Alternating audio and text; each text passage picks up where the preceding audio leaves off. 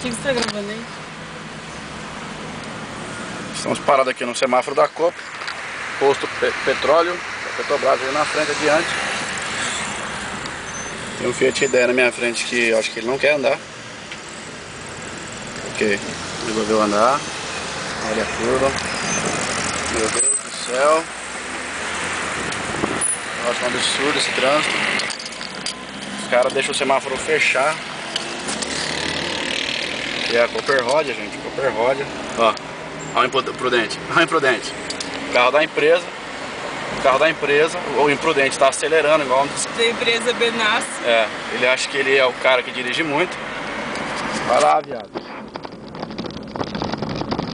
Olha pra lá como tá pro seu chefe, seu baitola.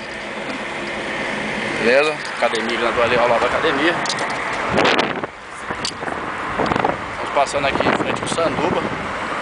Cadê o Sanduba? É, o Sanduba. Ok, enfim. Semáforo ali.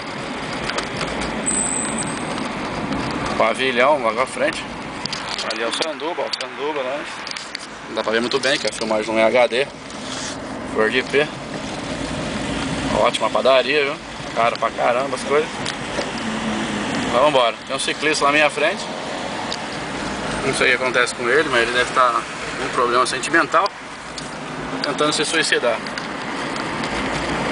Estou na rua Valparaíso, próximas às imediações da igreja. A Caixa Econômica Federal, lógico.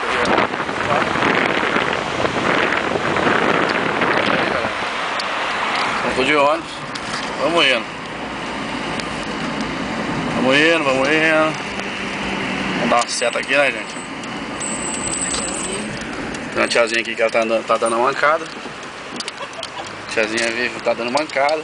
O pessoal da igreja ali já, ó, reunidos ali para ensaiarmos. Esse tiozinho é chato, dá moleste.